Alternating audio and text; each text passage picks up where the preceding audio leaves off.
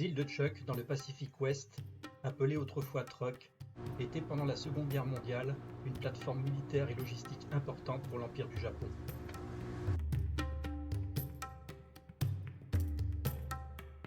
Afin d'obtenir la suprématie militaire sur le théâtre de la bataille du Pacifique, les forces américaines devaient neutraliser les activités militaires japonaises sur l'archipel de Truk. Les 17 et 18 février 1944, les forces aéronavales de la Task Force 58 déclenchent l'opération Hailstone.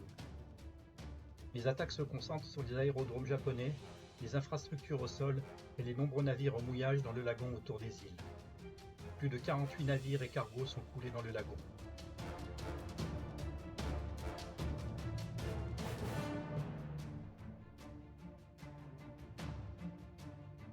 Aujourd'hui, à travers la saga des navires de la flotte fantôme, je vous propose de découvrir ces épaves.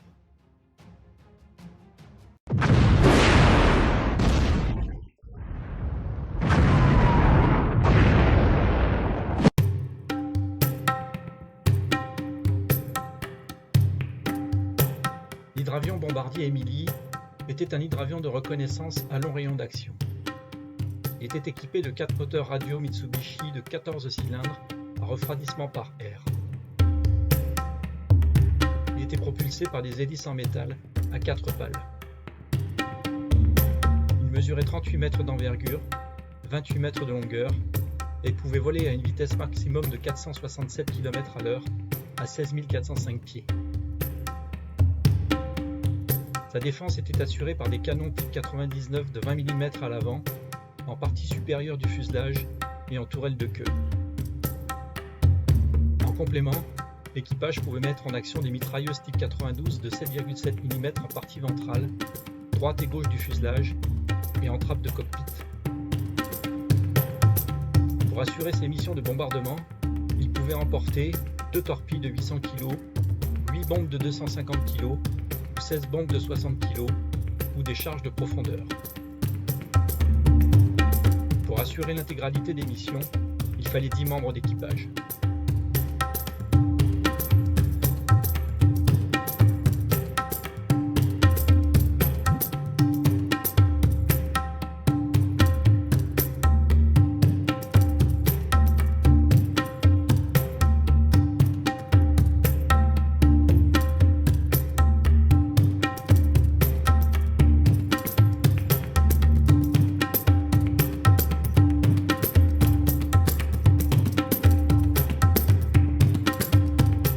Jeudi 16 février 2023, 17h.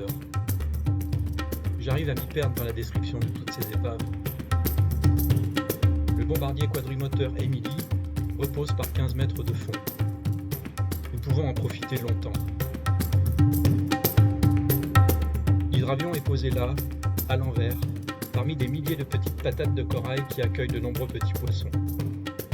Découverte du fuselage, des ailes, où l'aluminium de la structure de l'aéronef est bien reconnaissable.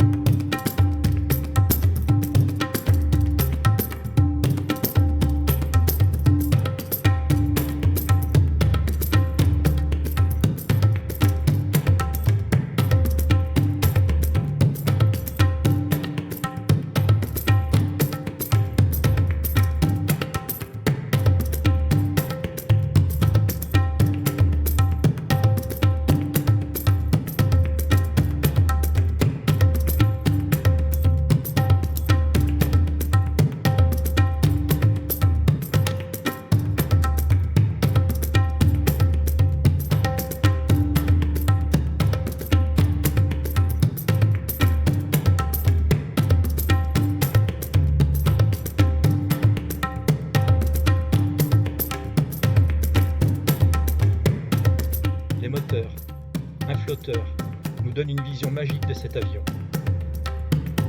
Je savoure. La nuit tombe rapidement et les phares puissants de mon caisson donnent à cette épave unique une beauté exceptionnelle.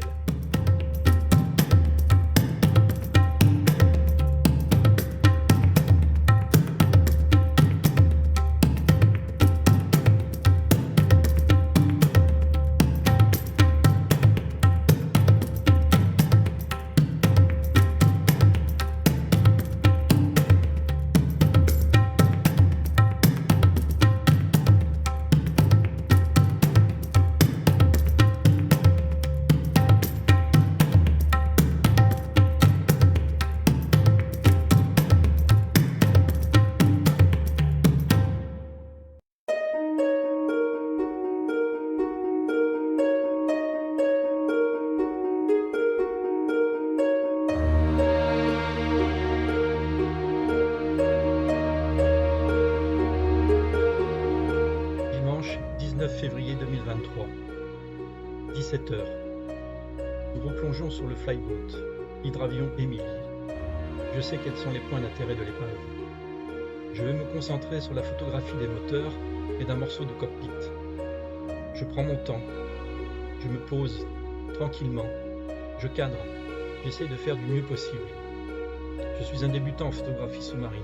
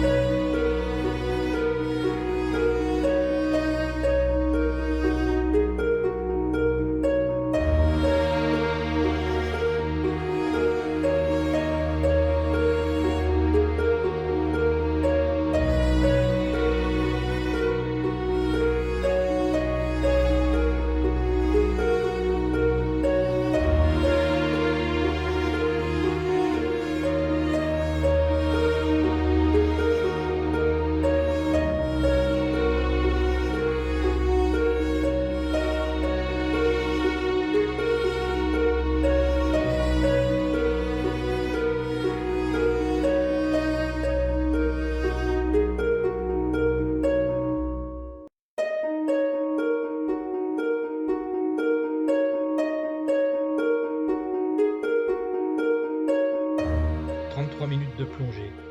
Le crépuscule recouvre une nouvelle fois l'épave. Nous remontons.